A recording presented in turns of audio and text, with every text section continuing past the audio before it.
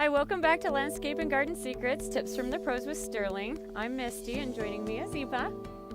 And we today are going to be showing you how to do a winter pot. We're going to show you what to plant this time of the year and something that's going to give you big returns and look great all throughout the cold of winter and actually into the early spring. So with that being said, we'll be back after this. Landscape and Garden Secrets, Tips from the Pros at Sterling is brought to you by Basilite Concrete Products, working with you to increase your home's livability for entertaining and relaxation.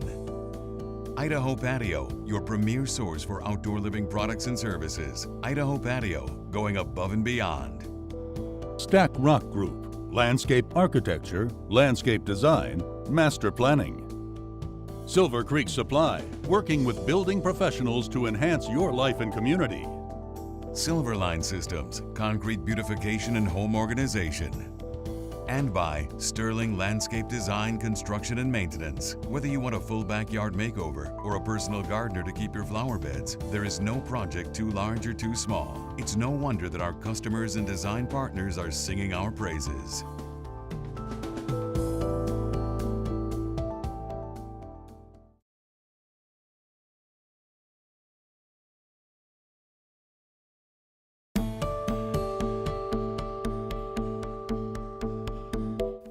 Welcome back to Landscape and Garden Secrets, Tips from the Pros with Sterling.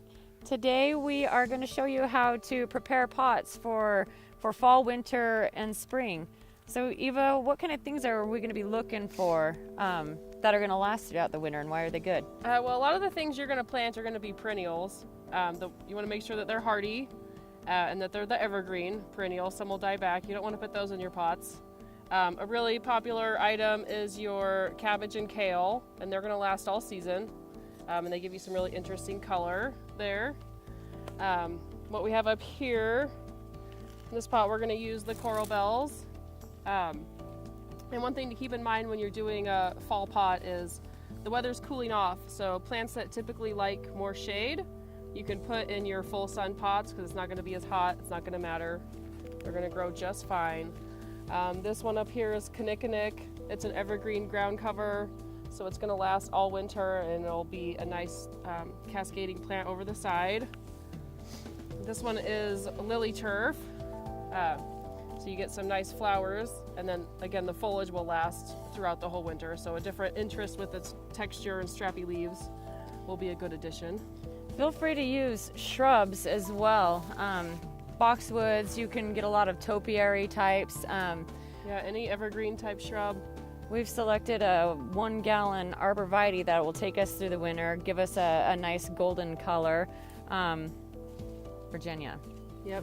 Another shady evergreen. And they kind of get a purplish tinge when it starts getting really cold, so you'll have some color variation. Yeah. And then of course, pansies. They really like the cold weather. They do really well far into the season. And these will last a long time and give you color, and if they fade out, then you'll still have your other evergreen plants to keep you going. So we wanted to talk a little bit about mums. You'll find these in the stores in every single color, and you can get them 4-inch up to 2 gallon. But we want to caution you from using these in your pots because they actually are a perennial. They bloom late in the season, but they're not going to give you that color and take you through the full season of fall into winter and into spring like these guys will.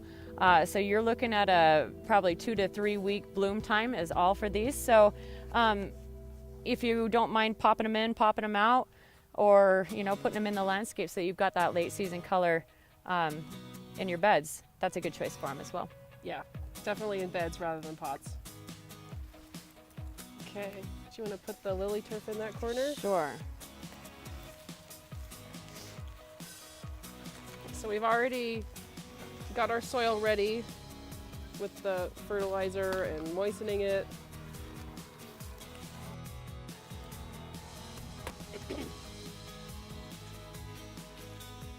As I'm sure you remember from the spring planting show, we don't need to go over it again. We've got this guy, and he's really root bound. And so taking you back to loosening up the roots, just want to make sure that you're pulling some of them out and away so that they spread and take up water.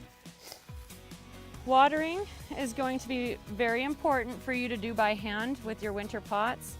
A lot of times they're tucked into your patios and under your eaves, and you're not going to get any precipitation. These do need water all season long, so you'll be coming out in the winter when it's warm enough to do so, and getting them watered. Yeah, very important, especially if you're going to plant just a single evergreen in your pots, like a lot of people like to do. You have to remember to water them in the winter. That is the biggest killer of your potted plants, is not water in the winter. Along with evergreens in your yard, if they are planted under, like she said, under the eave of the house, where they're not getting the nature-made water or snow so much, you might want to just keep an eye on those for the winter. Another thing to keep in mind when you're selecting pots that you're going to have out for the winter, you want to make sure that they are a weatherproof container. If they're the shiny kind, you want to make sure that they're properly glazed so that they don't crack. If these absorb any kind of water and then it freezes, your pot will crack. So you want to make sure that you have the right kind of pot for that environment. Right up here. Yeah, I think you can go right here. Right here? Yeah. Another thing we can do, I like to kind of tilt the plants. If you wanted it to be over the front of the pot, you could just plant it in there sideways for whatever kind of look you want there. So unlike your annual, your summer annual flowers like the celosia, you know, the first frost or the second frost is going to kill these. The annuals live out their whole entire life cycle in 1 year. Perennials and some of these cold hardy annuals can put up with those low temperatures. So even if we're getting down to 0, you're going to see these still looking good, which is we're pretty lucky for. Not everybody gets to do that. This one doesn't want to fit in his corner. There we go. Okay. And again, I'm planting it. I'm just tilting the root ball in the pot so that it spills over the edge like I want it. You need your pansies? Yep, right here. Got them? Got them right here. Okay, so now we have the basic structure, the backbone, if you will, and then we're gonna just add a couple pops of color. So you can see we've done most of a play on texture. We've got the strappy leaves, we've got the large texture here, a little frilly here, and we've got even a smaller texture there. So we're making things look really good almost entirely through foliage. These flowers are going to die back. The pansies will continue to bloom even in December.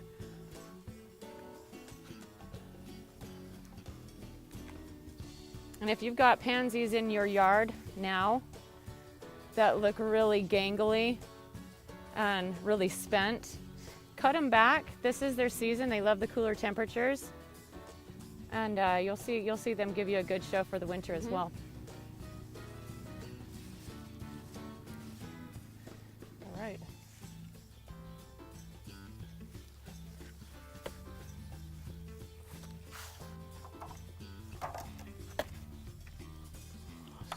Ta-da! There you have it. One idea for a winter pot. No boring front door here. Kind of amazing that you can get this much color for a winter season. So when we come back, we're going to do a bigger pot, and we'll show you a different variation using a mini arborvitae actually in a pot. See you in a minute.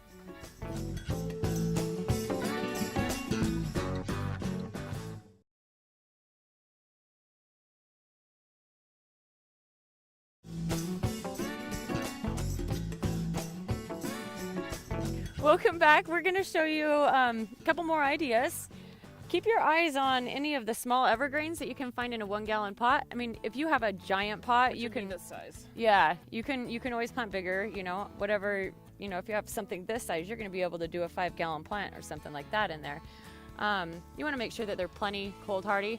You want them a little hardier than if you were planning on putting them in the ground, because they don't have as much insulation, so their roots are exposed to the elements. So you want them pretty hardy, at least a zone 4 or 5. And we chose this arborvitae because he's got a nice yellow cast to him. If you shop around at some nurseries, a lot of them will have a bonsai section, and they'll have a lot of these smaller shrubs, like little baby shrubs, either in a 1 gallon or even a 4-inch container, a smaller. So that's a really good place to look for any of your smaller evergreens to go in your containers. They should have a huge selection of them. We've got here a giant cabbage. Now cabbage and kale, these are ornamental cabbage and kales. Well, this one is just a cabbage. But you're gonna find them in a lot of different textures and mostly they're gonna be green, purple, and white, and some variation of that. We got a little cabbage up here, and we have one that has, you can see nice the variegated leaf. and this is a kale. They can be really impactful planted in mass in your landscape as well. Turn this heavy guy over to you. So since we're using a lot of evergreens, they slow down quite a bit, but it's important to keep them watered because these leaves are still losing water, you know, just from being exposed to the air, by sun, any of that kind of stuff. So you are going to have to make sure that your soil is moist going into the winter, because your periods and your opportunities of watering are going to be few and far between. So on those 40-degree days, that's when you want to go out. Make sure you saturate, make sure it can drain, and that will protect and insulate your roots. So as you're planting, a lot of times you'll notice some yellowing leaves. Just snap them off the stem, and probably periodically throughout the winter check them. The bottom ones will always yellow. You just pluck those off, and then pretty soon you'll just have a little trunk there. You can use a lot of these things. You could take the arborvitae and plant it into your landscape after the winter. This is a juga here, and it's a perennial ground cover for the shade. You could also treat it the same way. You'll like these a little bit, and you'll like these for a while in the spring. Those are eventually going to be part of, kind of like you do with the summer annuals, and rip them out and toss them. Yeah, probably by spring they're going to be about done. And then when the weather gets hot, they'll bolt just like a lettuce would. They'll start flowering, and then they're not really that attractive, I'd Kind say. of interesting at best. Yeah. Yep, they're gonna go just in your compost pile. All right, now is a good time to shop too, because a lot of evergreens are on sale right now. Yeah, so you can get a huge selection. It'd be a good way to experiment with stuff that you might like or not like. And we'll add a little bit more soil to this, fill it up. And end up with some really cool plants for your garden next year, your flower beds. So now we're gonna go back through and fill in all between. We're losing a little bit of soil here, so we're gonna go back in and fill and pack it down and make sure it's really well watered. Yeah, and just make sure all your roots are really covered with the coming cold. You want to make sure they're nice and insulated, like Misty said. So being that it's around the 1st of October, this is a good time to get your fall pots ready. It's not too late. You could even start as early as the 1st of September next year if you wanted. That's when this stuff starts to come out on the shelves. You'll see it. As soon as you're done with your summer annuals, by the end of summer they kind of peter out. They don't look so great. So whenever you're done looking at them, you can rip them out and start your fall pots as soon as the weather starts to cool down. When we come back, we're gonna talk about fall planting. We'll talk about some different things that are good to plant this time of year for winter interest and why it's a good idea to plant in the fall.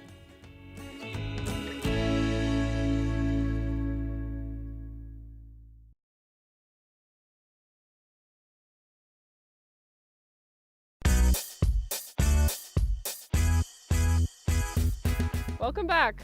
As we mentioned, we're going to talk about some plants for winter interest and some planting ideas. We'll start with grasses. This is Miscanthus, also known as Maiden grass.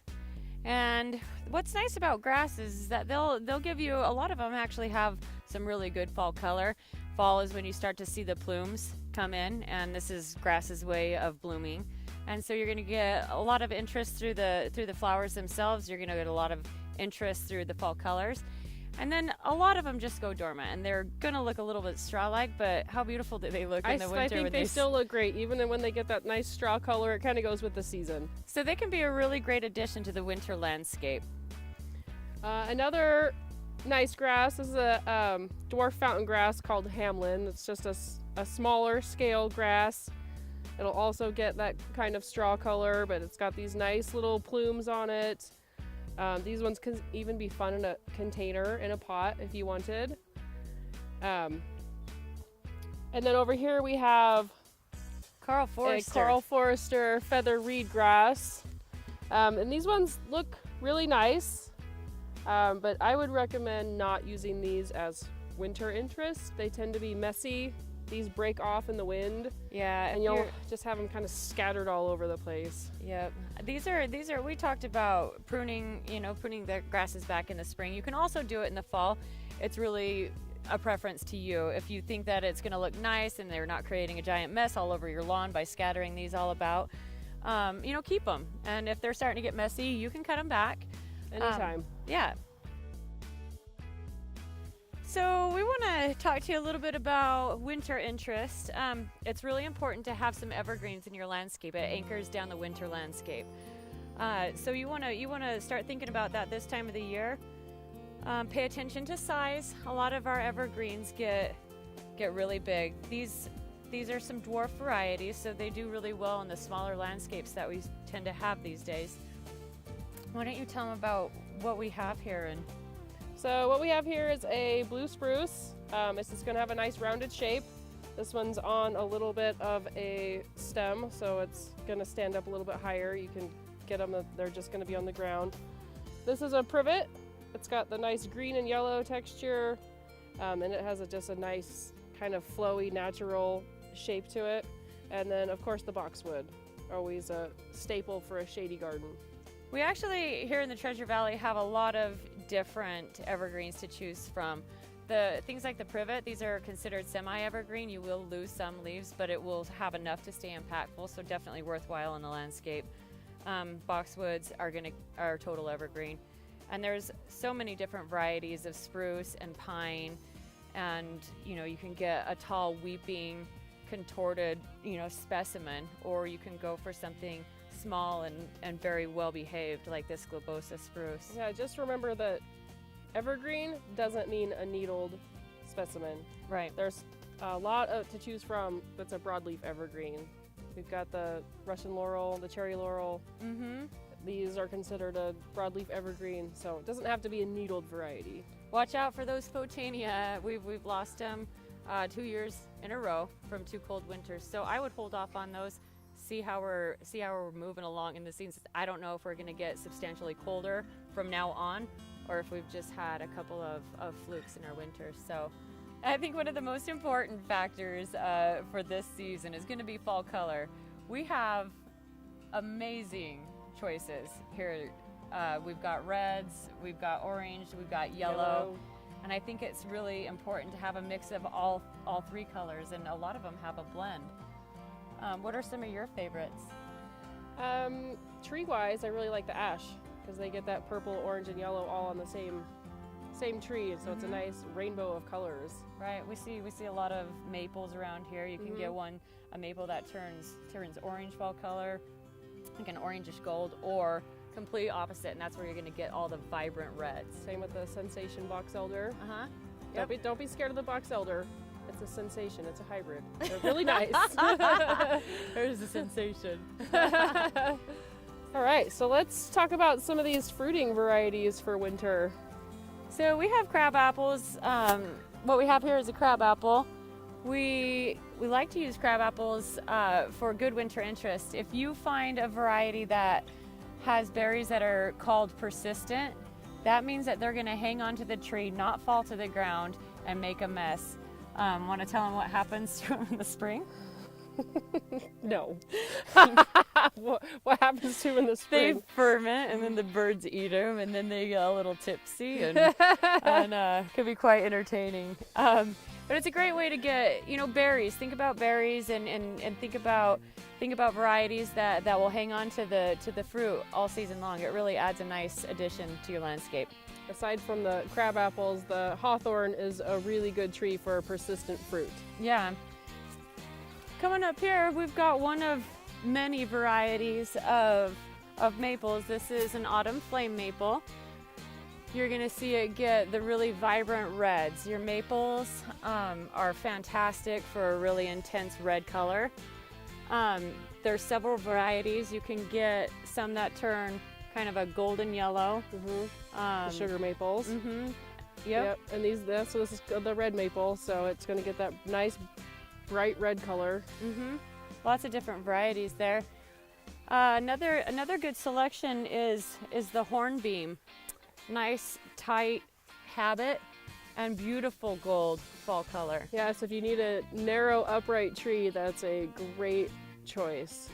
Okay, so that's just a little bit about fall color and some suggestions that we have if you want some fall color in your yard. We'll definitely be going into more of that. We're going to have a whole segment designated to designing with fall colors, so that you're going to be shopping the local nurseries. You're going to be finding real-time fall color. You're going to be able to coordinate your colors a lot more. So like we said before, it's important to shop every season. Very important to shop every season. We'll be back right after this.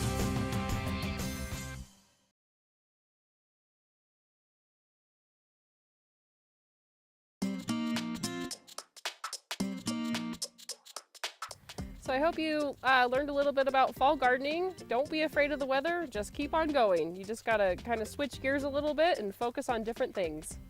So thank you for joining us. We'll see you again next week. Landscape and Garden Secrets, tips from the pros at Sterling is brought to you by Basilite Concrete Products, working with you to increase your home's livability for entertaining and relaxation. Idaho Patio, your premier source for outdoor living products and services. Idaho Patio, going above and beyond. Stack Rock Group, landscape architecture, landscape design, master planning. Silver Creek Supply, working with building professionals to enhance your life and community. Silverline Systems, concrete beautification and home organization. And by Sterling Landscape Design, Construction and Maintenance. Whether you want a full backyard makeover or a personal gardener to keep your flower beds, there is no project too large or too small. It's no wonder that our customers and design partners are singing our praises. So I think we did pretty good, Missy. As usual. It's fun. Hello. Good to be back. Sterling, I'm Misty, and joining me is Eva. Hi. And today we're going to be... Mike, what am I saying? Does that mean Hey, you got go it? ahead. Okay. You start off. Okay. Just take a breath once in a while. All right.